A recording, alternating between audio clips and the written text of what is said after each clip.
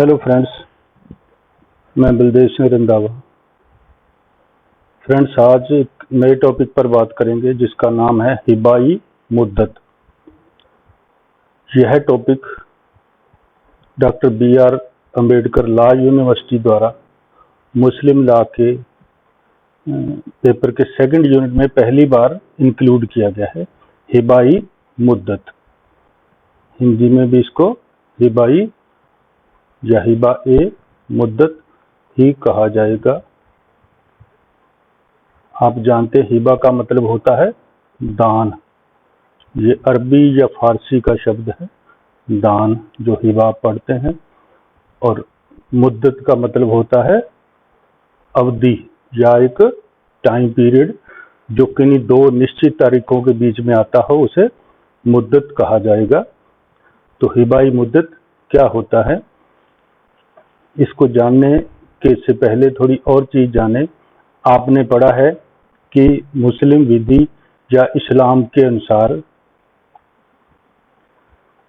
4 शादियां जायज हैं और उन 4 शादियों के अलावा भी अतिरिक्त शादियां की जा सकती हैं, जिनमें एक होती है मुता मैरिज,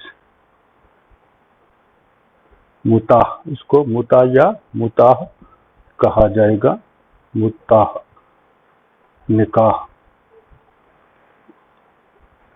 इस्लाम के शुरुआत में या अरब देशों में बहुत सारी शादियों की इजाजत थी और बहुत सारी शादियों के प्रचलन था। तो जब पैगंबर के समय इस्लाम की शुरुआत हुई तो कुछ लोगों ने ये कहा, इस्लाम में हालांकि ये मोहम्मद साहब द्वारा ये कहा गया कि व्यक्ति को 4 शादियां जायज तरीके से एक साथ कर सकता है कोई व्यक्ति, कोई मुस्लिम। तो वहां एक और चीज उस समय सामने आई कि कुछ लोग जो व्यापार के सिलसिले में या दूसरे कामों के सिलसिले में अपने घर से दूर जाते थे, तो उस वक्त तो अपनी पत्नी, एक या ज्यादा पत्नियां जो भी होती थी, उनको साथ लेकर नहीं जाते थे। तो वहां वो लोग अपनी शारीरिक जरूरतों को पूरा करने के लिए फिर प्रोस्टिट्यूट्स या वेश्याओं के पास जाते थे। तो यह चीज जब मोहम्मद साहब के ज्ञान में आई तो उन्होंने इसको अच्छा नहीं माना।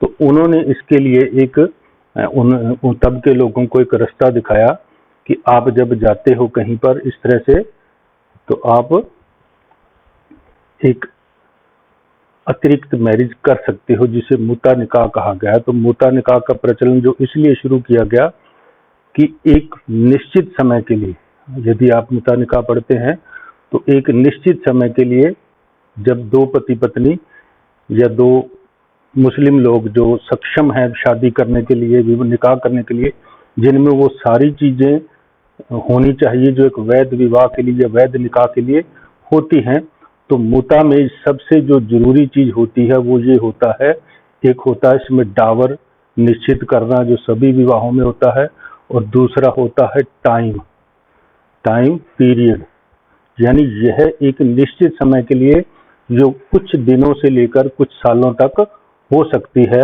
और उस समय के खत्म होने के साथ ही मुता निकाह अपने आप खत्म हो जाता है। इसी को मुता कहा जाता है। यानी इसके जो मेन जो कॉन्टेक्ट्स हैं डावर और टाइम, तो 2 चीजें यहाँ होनी जरूरी है। अगर ये 2 चीजें नहीं है तो वो शादी फिर रेगुलर शादी मानी जाएगी, और यदि वो 4 से ज्यादा है तो वो फासिद या दूसरी शादी के लेवल में आ जाएगी, उसके अंडर काउंट होगी, तो उसको मुता निकाह नहीं कहा जाएगा। सुओ मोटो उसमें डाइल्यूट नहीं होगी। लेकिन मुता जो विवाह है वो एक निश्चित समय के बाद सुओ मोटो डाइल्यूट हो जाता है।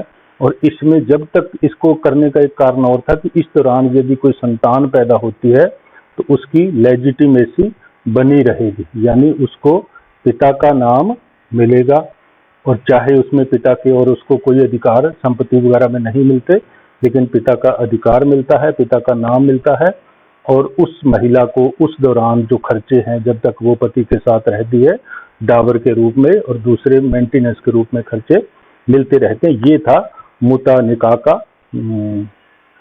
और ये जो था, जब मोहम्मद साहब को पता चला, इसकी बुराइयां जब सामने आई तो मोहम्मद साहब ने इसको मना कर दिया। तो इसलिए सुन्नियों में जो था ये नहीं हुआ। लेकिन शिया और सुन्नी जो आप जानते हैं, मोहम्मद साहब की मृत्यु के बाद ही इन दोनों में दो धड़े बने और दोनों में आपस में कन्फ्लिक्ट पैदा हुए। तो शियाओं के जो चौथे खलीफा थे अली, उनके द्वारा और उसके बाद जितने भी शिया हैं, शिया की लगभग सभी या कुछ उनकी जो संप्रदाय है शिया में आगे, वो मुता निकाह को आज भी चलाते हैं, लेकिन जो सुन्नी है वो इसको हराम मानते हैं, इस पर लानत भेजते हैं। तो सुन्नियों में यह प्रचलित नहीं है, शियाओं में प्रचलित है। फिर इसी प्रकार का एक और चीज आती है,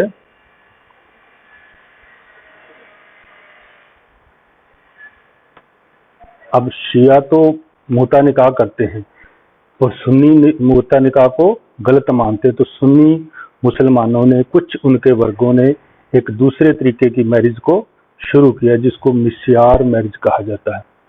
मिस्यार, ये भी एक तरह की 4 शादियों के बाद होने वाली शादी है, लेकिन इसमें यह किया जाता है कि मिस्यार मैरिज में एक निश्चित समय नहीं किया जाता, लेकिन मिस्यार मैरिज में ये जो अनुबंध तैयार होता है उसमें ये क्लियर होता है कि जब चाहेंगे दोनों इस शादी को खत्म करेंगे और यह शादी केवल खत्म होने के लिए ही की जा रही है। यानी इसमें भी वही है, बस दोनों को उन्होंने आपस में सुविधा के अनुसार इसको अलग कर लिया।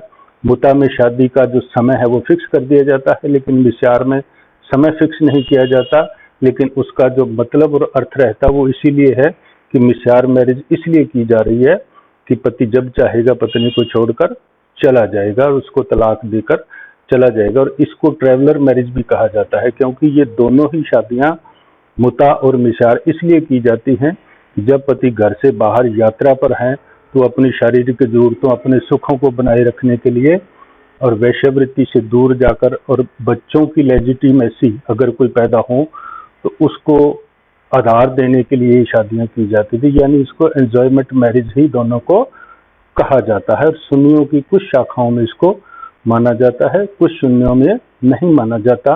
और मिस्यार मैरिज जो है एक तरह की लीगल होती है, उसको एडल्ट्री में शामिल नहीं किया जाता। वैसे कोई 2 लोग साथ रहेंगे तो उसको एडल्ट्री माना जाएगा, लेकिन इसको एडल्ट्री का आधार, एडल्ट्री से बचने के लिए इसको, या जारता से बचने के लिए इसको माना जाता है। पति को पत्नी के उस घर में आने जाने की छूट मिलती है, उसके साथ रहने की, उसके एंजॉय करने की। तो ये सारी चीजें मिस्यार मैरिज में चलती हैं। अब जो अपना असली है वो है मुता मैरिज, सॉरी उसका जो है हिबाए मुद्दत। तो हिबाए मुद्दत का ये मतलब हुआ कि जब किसी व्यक्ति ने जो अपने घर से बाहर चला गया, किसी ऐसी औरत से मुता विवाह किया है जो एक निश्चित समय तक चलना है, यानी वो 3 दिन से लेकर 3 वर्ष तक हो सकता है या अधिक भी हो सकता है। अब इस दौरान वो दोनों साथ रह रहे हैं, हो सकता है बच्चे हों या नहीं, वो उस चीज को एंजॉय कर रहे हैं, लेकिन अब उस व्यक्ति का काम जो है वहां खत्म हो गया और वो व्यक्ति अपने घर जाना चाहता है।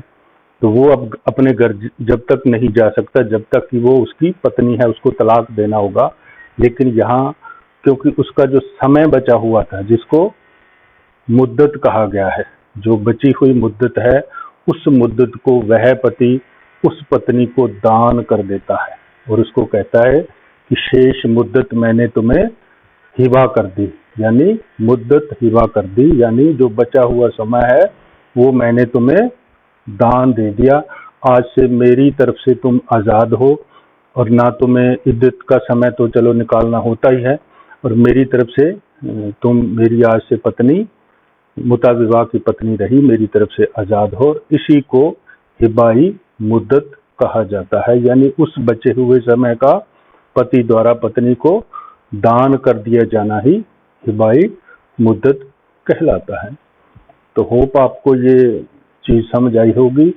हिबाए मुद्दत को समझने के लिए आपको इन दोनों टॉपिक के दोनों के ही कंटेंट को समझना होगा। यानी हिबाए मुद्दत जो है मुता विवाह में होता है, मिस्यार में ऐसी कोई, क्योंकि वहाँ समय तय नहीं होता इसलिए नहीं, लेकिन ये इसलिए है कि आपको ये दोनों चीजें आपस में इंटरेक्ट करके इसको समझने में हेल्प करेंगी।